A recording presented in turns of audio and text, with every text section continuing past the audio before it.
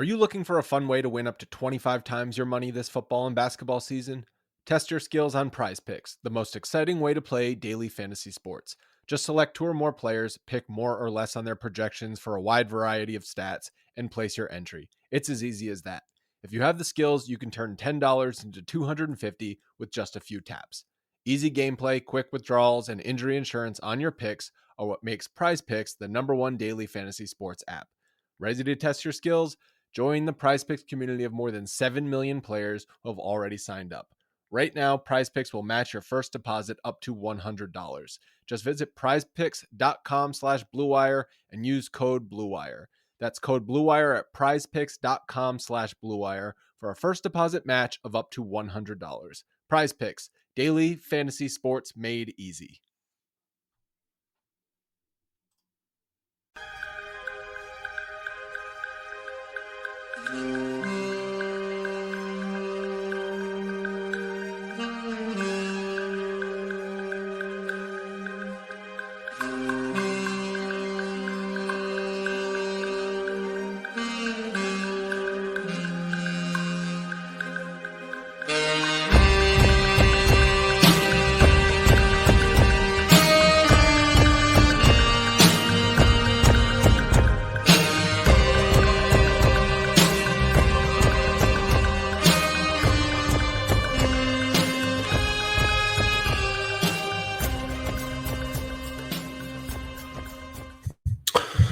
Hello, everybody.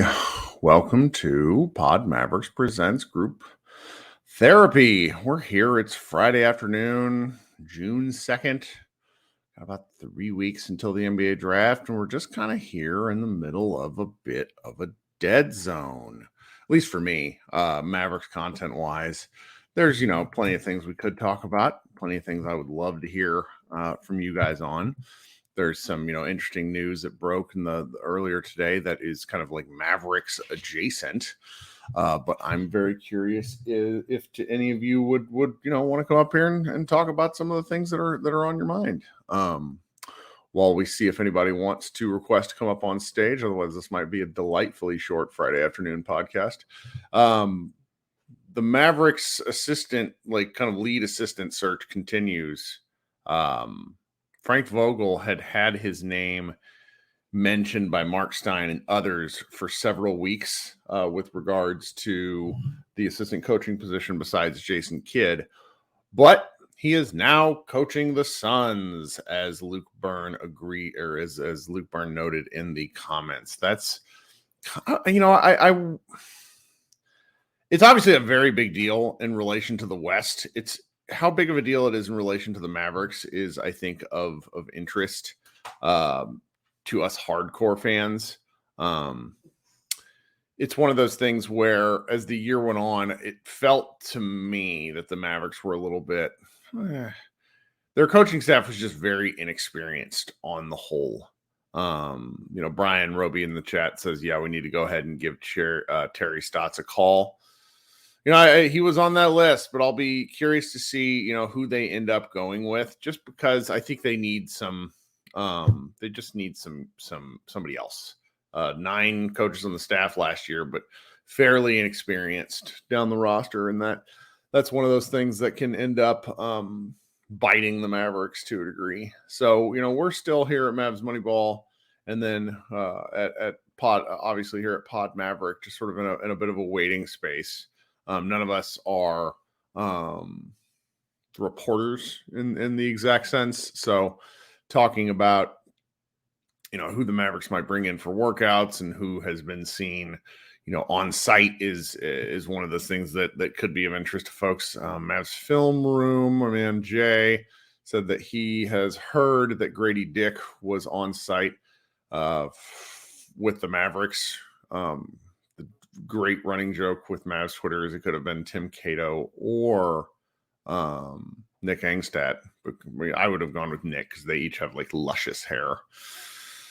But yeah, we're just kind of here and hanging out. There's just not a ton on the horizon. Yesterday over at Fox Sports, who is it here? It was Chris Broussard kind of got into a bit of a interesting talking head discussion with Nick Wright talking about Nikola Jokic and sort of his place in the NBA pantheon.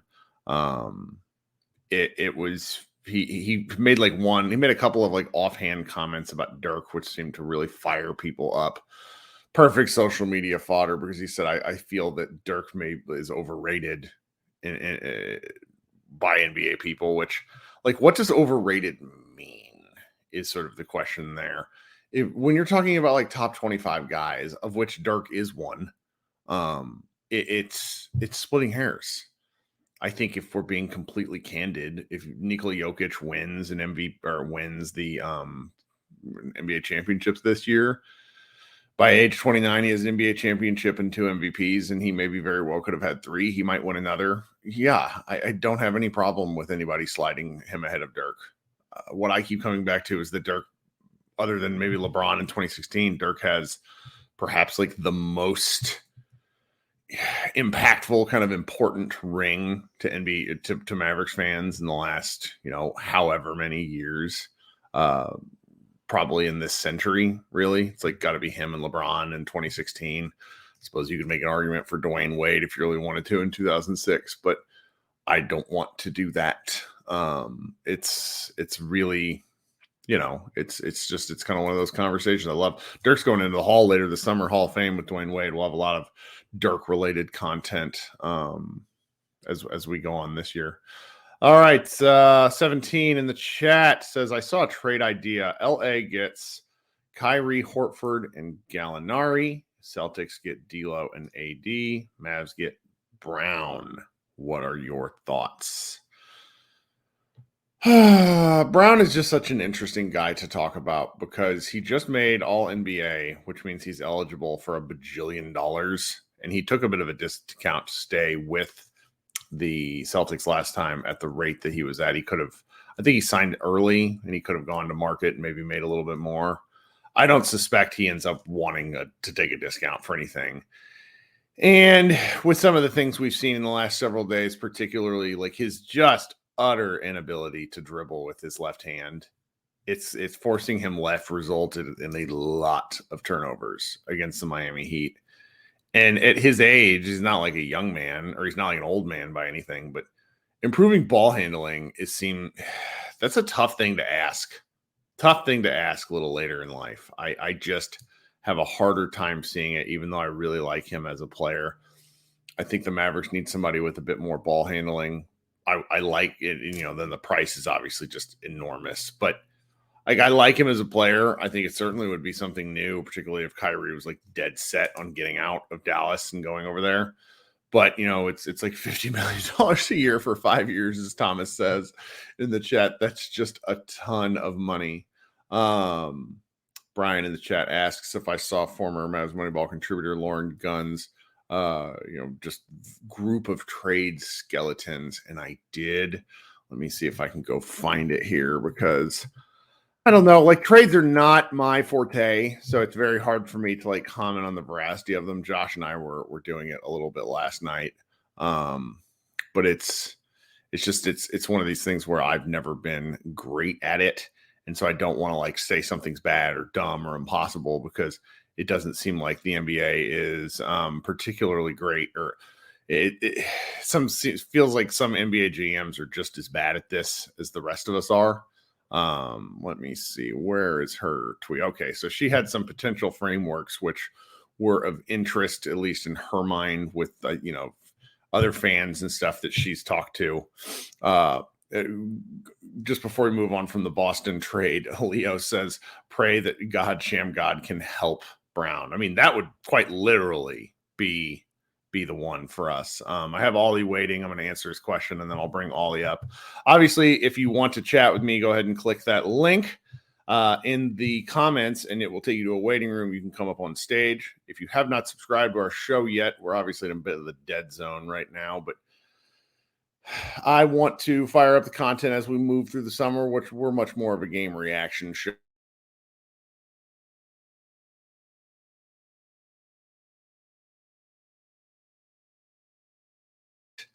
Ideas. All right, so Lauren has couple of things she suggests. Let's just go through them one at a time. Utah at 16, trading the 10th pick, Bertans and McGee for Kelly Olynyk and the 16th Jazz pick. Second one, trading with Houston, McGee and 10 for 20, Jayshawn Tate and Kenyon Martin Jr.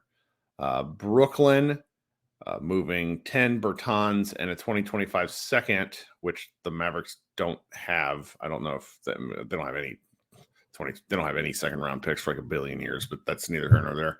For the 2020, I'm sorry, for the 21st pick, 22nd pick, and Royce O'Neal. And then she has Bertans 10 for the Mavericks, and then sending that to Memphis for Adams, the 25th pick in the draft, and a 2025 second or 2026 second, depending on what Memphis wants to pass out. I don't know. None of them really move me. I think our staff at Mavs Moneyball is interested in anything Brooklyn related, just in an attempt to pick up draft pick assets because like more bites at the apple. I do like the Houston one just because those are the kind of guys that would, I think, work well with Luka. Guys that don't need the ball, that can do a lot of things. Jayshawn Tate is an incredible player. I'd be, Kmart in Dallas would be pretty wild given the family history there. If you don't know what I'm talking about, do the Googling of Mark Cuban and Kenyon Martin. The answer may surprise you. We're driven by the search for better. But when it comes to hiring, the best way to search for a candidate isn't to search at all. Don't search, match with Indeed. If you need to hire, you need Indeed. Indeed is your matching and hiring platform with over 350 million global monthly visitors, according to Indeed data, and a matching engine that helps you find quality candidates fast. Ditch the busy work. Use Indeed for scheduling, screening, and messaging so you can connect with candidates faster. And Indeed doesn't just help you hire faster. 93% of employers agree Indeed delivers the highest quality matches compared to other job sites, according to a recent Indeed survey. One of the things I love about Indeed is it makes hiring all in one place so easy and streamlined so I can spend more time on the rest of my business. Leveraging over 140 million qualifications and preferences every day, Indeed's matching engine is constantly learning from your preferences. So the more you use Indeed, the better it gets. Join more than 3.5 million businesses worldwide that use Indeed to hire great talent fast. And listeners of this show will get a $75 sponsored job credit to get your jobs more visibility at Indeed.com/Blue Wire. Just go to Indeed.com/Blue Wire right now and support our show by saying you heard about Indeed on this podcast. Indeed.com/Blue Wire. Terms and conditions apply. Need to hire? You need Indeed. Okay, so coming up here is Ollie. Ollie, how you doing, man? Thanks for waiting. No worries, Kirk. How are you? I'm not bad. What's going on? I'm all right. Just prepping my breakfast for tomorrow morning. There you go. But yeah, we've discussed before. I want us to keep the pick, but I've been looking at the Utah Jazz, and I think that moving back, if you can, I thought maybe he's doing something like Bertans and 10 for Colin Sexton and 16 and 28. Don't know if they'd do it or not, but I think that'd be a really good idea to do. Draft someone like Derek Lively, I think, who will be available at 16. And then you can try and trade that 28 pick with Tim Hardaway for someone like Bojan with Detroit. I don't know what your thoughts. The trading back thing is an idea that a lot of fans really like. And what I hope is that the Mavericks have kind of a tiered framework of what they're hoping for on draft night, because I don't want them to come to an agreement on what they're going to do before draft night, because I earnestly think that someone in that current 5 through 9 range that a lot of Mavs fans really like is going to be available. Mm-hmm. And if someone, like I did a mock draft with Mavs draft and a whole bunch of people, and I ended up with Jarris Walker at 10. Like, I'd be over the moon if the Mavericks ended up with Jarris Walker. But, if we're talking instead about having to maybe look at guys like the Grady Dicks of the world, who I don't think inspires anybody in this chat, then trading back is an interesting option. I mean, where I run into challenges with this is not that I don't think they're good ideas. It's that the Mavericks have simply not traded for first round picks in almost 18 years. So obviously the first time would be, it'd be great if that was now, but history tends to inform what happens next. So that's sort of where my head is, if that makes sense. Yeah. I mean, the other thing is, though, you look at what they need this off season and like what they can actually do. The free agents, I was looking at the wings, and it's dark. There's no one available. Like there's no top, like that mid-level wing available. Guys like 6'7", 6'8". There's like Jalen McDaniels, but I think he's going to get. I worry that he's going to get paid a lot. I think team's going to. He had a good season with Charlotte, and I think he's going to get paid more than that taxpayer MLE, which the Mavs can really only offer. Yeah. I was talking to my friend who's a Phoenix fan, and he was like, yeah, he wants him as well. And I think we might lose out. So, but that's who he's my ideal target that they'd add. I mean, but I'm coming around to the concept of trading back, if only because I have long preached bites at the apple or what the Mavericks need. And when you look at their recent draft history, 2020 didn't really pan out. Josh Green's been fine, but that whole draft was kind of a mess. And you want to, you look at what they did, obviously, with Luka and Jalen Brunson. You look what they did when they finally bought in to go ahead and commit to a guy like Jaden Hardy. If they have that sort of committal to guys and they've done the work and they feel confident, then I want them to pick somebody, because you mentioned it, the free agency is dark. Free agency is going to stay dark. The Mavericks are like, their books are not great. And Josh Bowe and I talked a little bit about this last night. Yeah. The CBA is it's restrictive. It's tough.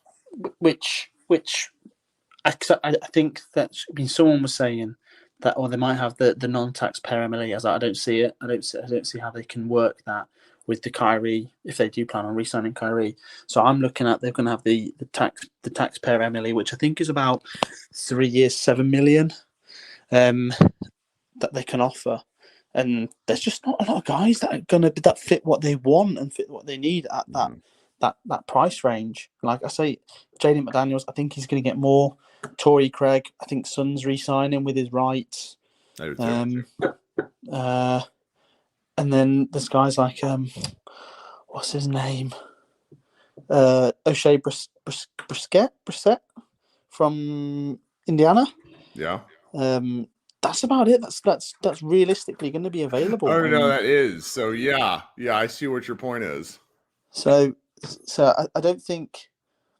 I think doing a trade with say someone like Utah, moving back, getting another asset, you can then either depends what they want to do. They can either draft a high upside wing at 16, and then trade that 28th pick for a big man, because let's face it, big men aren't as valuable. So you probably could get a decent level, like a Clint Capella type with Tim Hardaway in that 28th pick, and Hawks might be happy with it, or Daniel Gafford or someone like that. Yeah, the Daniel Gafford seems more likely to me, just salary wise, because like Clint Capella makes $20 million or more each of the next 2 seasons. And Gafford, if I remember, is kind of a much more affordable guy. But this coming CBA just caught it. I've been thinking about it purely from a Mavericks perspective, but it really does cause like half the league problems. Like, it's truly nuts. Yeah, but I don't know what they're going to do, and that's why I think. And I mean, I've got my GM mode on, because that's what I'd be saying if I'm Nika Harrison to teams. Well, you want to get another salary cap, you can take Davis Bertans this year, and next year when it comes into effect, it's only $5 million. Yeah. I've heard a lot of. That's probably the best way to sell him. Yeah, it's I hate that we would have to send a pick to clear him. It's very. I know all the trades proposed have Dallas getting a different pick back, so it's not really the same thing, but it's just it kind of vexes me, because it reeks of early LeBron years in Cleveland when they had all these bad signings and then they had to send picks out to get rid of them, and then they just couldn't replace any talent. And similar to the LeBron years, Luka just carries a team to a high enough record where it ultimately doesn't matter. So, and that's what come down to it. He was too good too early. They jumped the gun, and well, I still don't get why they didn't just take on Kent Bazemore salary, but me either. That's Mark Cuban for you.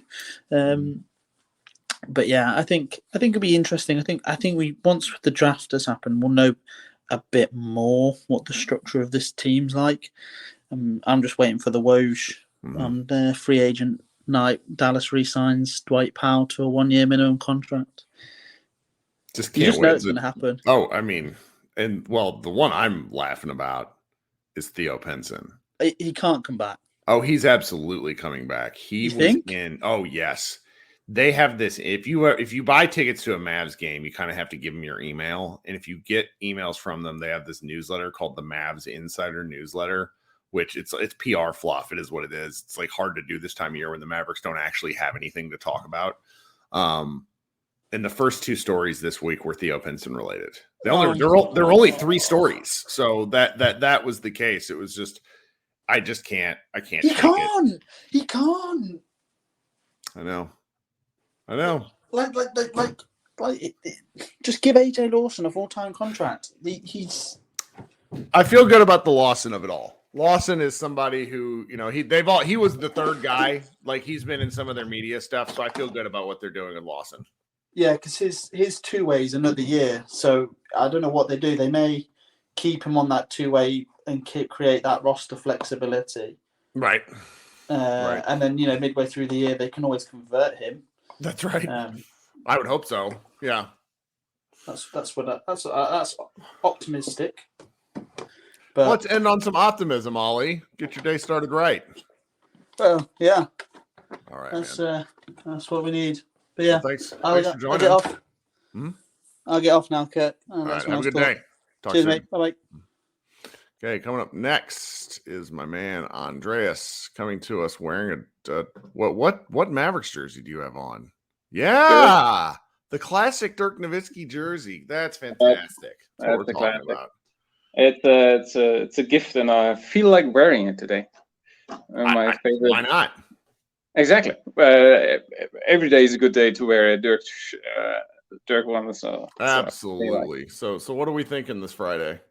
A few things. I did a similar thing like Ollie. I think just looked through who's available. Not just at the free, but pretty much everywhere, since we need every position. Yeah. I think you said it more than once. We need at least one full rotation, and now that we talked about Theo, I think yeah, we do. I think he got us really hooked with that 1 triple-double in the end, flexing the muscles. Did you see his he did a podcast almost immediately afterwards, and as a content maker myself, I have a hard time hating on it, but he got on and did his own podcast about how he had a triple-double in a meaningless game, which is simply amazing. Yeah, well, yeah, I don't know how not showing up in terms of production the whole year. That's how I felt as a fan. Right. And then on, like you just said, a meaningless game in the end. That was quite special. But some guys stood out to me, and I have a little list here. Ooh. It's Seth, to a degree Dorian. Then we have Harrison. Harrison Barnes, obviously, a guy I always liked his demeanor, and I think he gave back a lot to the community as well. He's a great guy. Yeah. Yeah. Then I think we talked about Dennis Smith Jr. before. I'm not sure if Wesley Matthews is still a guy we should talk about. I'm not entirely sure. I didn't follow up his career too much. You just put the fear of God in me. I'm going to be thinking about Wesley Matthews playing as a Maverick again. He's still alive. He's out there dribbling somewhere. Quite possibly. So yeah, there are so many other guys which came to my mind, which for all our health's sake, I won't mention now. Right. But out of those guys, who would you like to have back?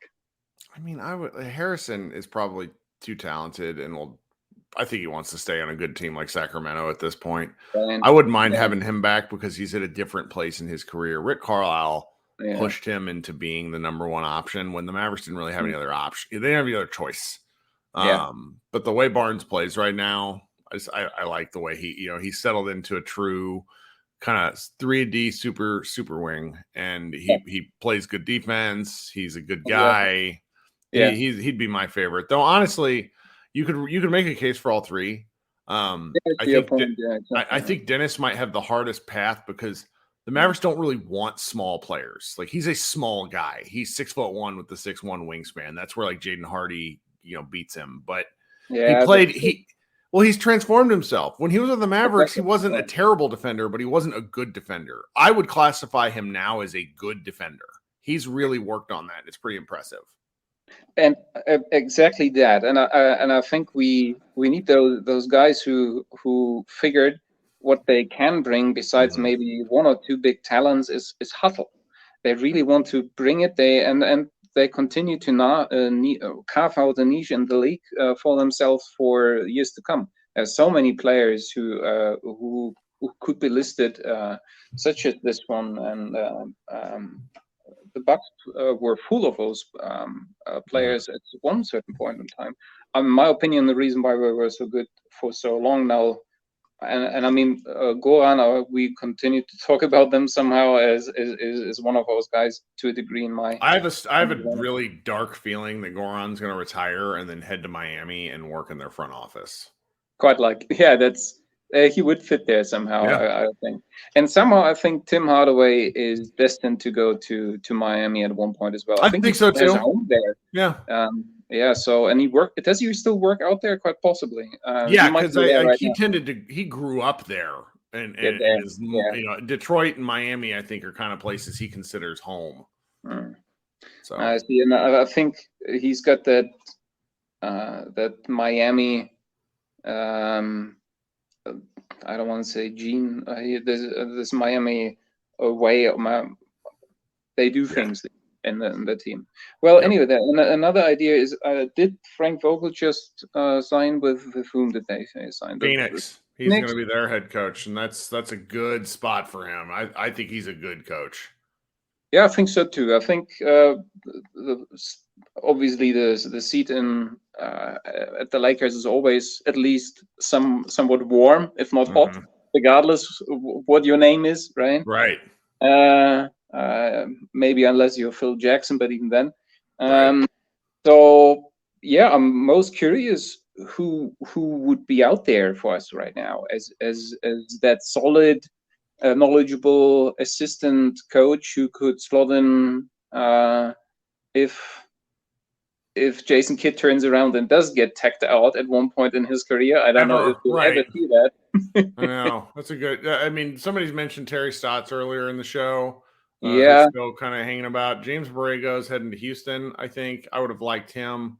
I just, even if it's another bench assistant who, like, if we're not that familiar with them, that's fine. But somebody who has like experience under their belt for years is what I would be like. Because I think Sean Sweeney is probably one of the more experienced coaches on the Maverick staff.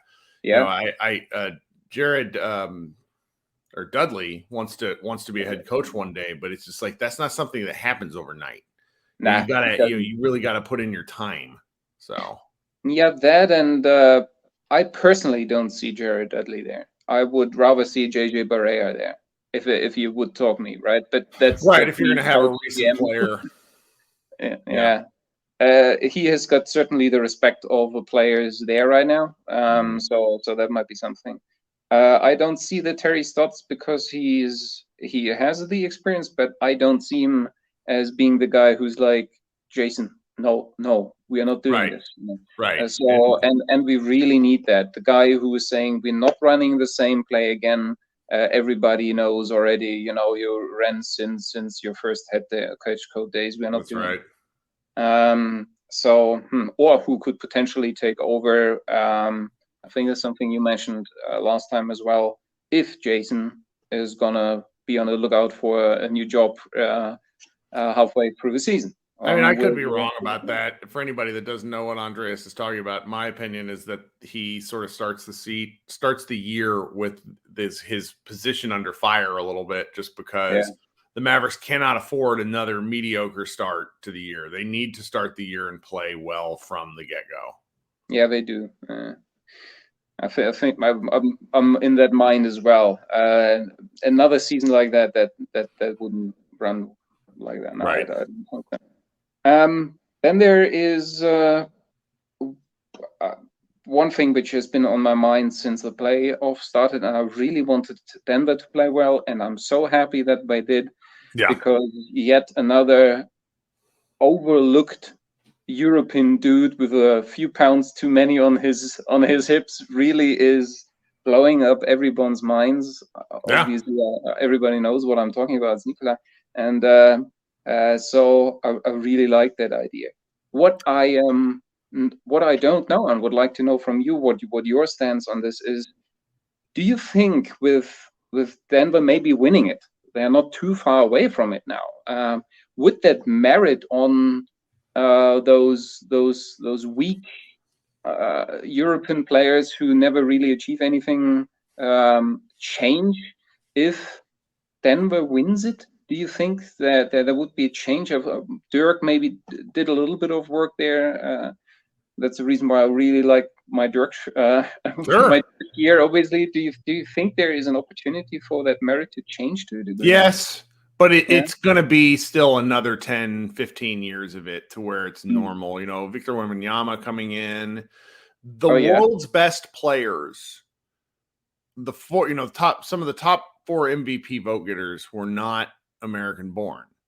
Yeah. And that takes American media, particularly older American media, it's a cope. They're still trying to figure out how to ascertain and assess it. And, you know, just the way Joel Embiid won MVP this year, for example, and granted, he's not American born either, but I mean, Jokic is just better than him. Just plain better. There's not a discussion. Anybody that wants to have it, it'd be fun. It's a fun talk, but it's not. Jokic is better, and it was crazy. Like somehow the talking points heading into the playoffs was, can Jokic do it in the playoffs? Here's a stat for you: Embiid has been part of a playoff series once in his entire career, where he was in the series and played all 4 and played during 4 wins. Oh, really? He gets hurt and they rest him so much that he often isn't out there. He misses time all the time. And then you go look at their playoff wins, the series wins that they've ever had, they're jokes. Whereas, you know, Denver's going to take some reasonable flack for how they get to the finals, I think, historically this year, because they played some kind of weaker teams. But Denver made it to the Western Conference Finals a couple years ago. Like, they're a good basketball team. This sort of stuff takes time. I think it's more about market than it is about players, because it's really shocking here, and you just see it in the numbers. And I run a website, I see it. Like, there's incentive to have the Lakers in everything because Lakers fans are everywhere. There are so many more Lakers fans than there are other fan bases probably combined. And it's just, it's really something. My friend, you know, just to bring it back to Jokic for a second, because I think it's a fun discussion point. My friend Adam Mares, who runs DNVR, one of the Denver-based sports site, he was in on Jokic from his rookie year on, and he talks about how one of the reasons why he likes watching Jokic so much is Jokic plays basketball in, he calls it a new way. I mean, it's not really new, but like he really doesn't play like anyone else. No one passes like him. I mean, it took till this year, but he's the best passing big man in the game. He might be just the best passer in the game. And I love Luka, but some of the stuff Jokic does is like, what the hell? He sees it like it's really crazy. I love watching Jokic, and I think they're just going to beat the pants off the Miami Heat. Yeah, I think so too. As impressive as this run has been from Miami, this really tip to the hat to the whole coaching and down to the last player. Really, I find this admirable and something I think Dallas could learn something from. Really, from both teams in the finals now. It's great takes. Thank you. So yeah, that let's see how this develops in the next years. I'm very curious. And yeah, let's see how Victor Wembanyama, that tall, skinny dude, right, from France, Love him. will influence that. I'm very curious, really. I love him. So I'm not sure if the guy's in the chat anymore, but I got a question. I'm going to pop it up on stage here just because I want to answer it while I'm thinking about it. Can't read those letters. Don't know how to read. But the guy says, in Europe, according to Victor Wembanyama's games, the average player is not enthusiastic about him. Why is he already a star in the United States? This is a fantastic question. And here's why. Here's why this guy is already a star here, or is like being pushed so hard, and why his European teammates might not necessarily love him. When from the time he was about 15 on, it was very evident he was going to be an NBA player, and he was going to be one of the best players like in the world, the draft type stuff. And his whole development path has been much more Victor Wembanyama focused than team focused. And if I'm a veteran on one of those teams and the team is catering to a 17-year-old, that pisses me off. And they probably don't blame him, but like that sort of stuff. It's like, you have a coworker that gets special treatment. Nobody likes that. Nobody likes it. Like Luka had the benefit of being part of one of the best teams in Europe and being part of the team. It was not like he was a benefactor of team success, not necessarily the sole driver of team success. He was a part, so I think that's why he's going to be, he's going to be, Victor Wembanyama is going to be a star here. There's a really good story that came out today from ESPN about just sort of the health, like how they're what they're getting ahead of trying to keep him healthy. Kristaps Porzingis, a comparison point simply because they're both tall. Kristaps got tall so quickly, he had all these biomechanical issues, and he still has them to this day where he has trouble with lateral stuff because his muscles were so tight. This guy, anyways, I could talk about Victor Wembanyama forever.